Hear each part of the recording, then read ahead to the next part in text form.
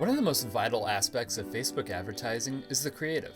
It's what catches the user's eye and brings attention to your brand. So today we'll show you what you need to know to make your creative stand out on Facebook. The first thing to think about is your ad format.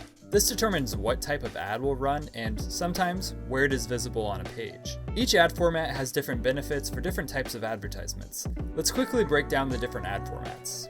A static image is a single image with text overlays. The best way to make a static image ad stand out is to use clear, high-quality images that focus on the product. Carousel ads are a series of images with text overlays that users can scroll through. They provide brands with more messaging space so that they can educate their users on their product or service. This ad type can focus on a range of products or different parts of the same product. The variability of the carousel format allows the company to tell a story. It also gives you an opportunity to test different headlines in each carousel card, allowing you to use more hooks in one concise format. A simple animation is a graphic with some small movement to help catch consumers' eyes. It's a great way to keep the conciseness of using an individual image while making it a little more eye-grabbing.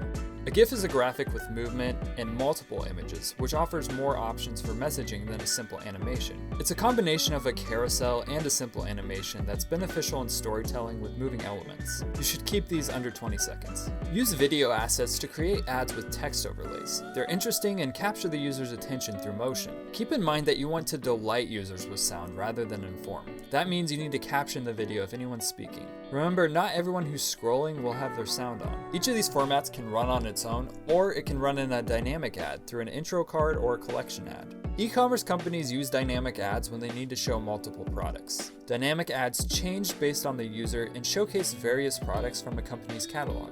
Regardless of the ad format, the key with all of them is to grab the user's attention. Focus on what makes them stop in their tracks and add just enough value to make them eager to learn more.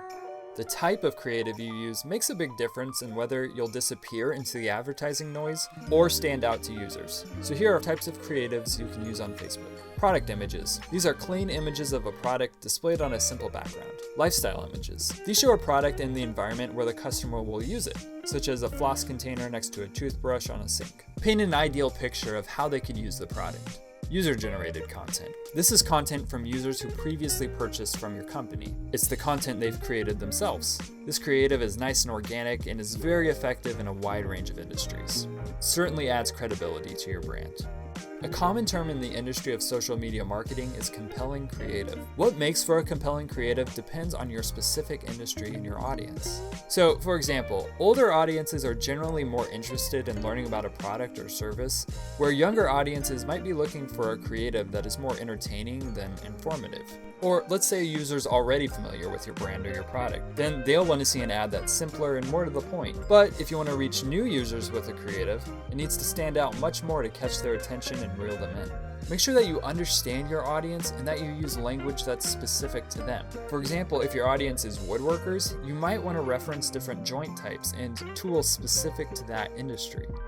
There's many best practices when designing compelling creatives. If you want to make your creative stand out on Facebook, get familiar with some of these techniques.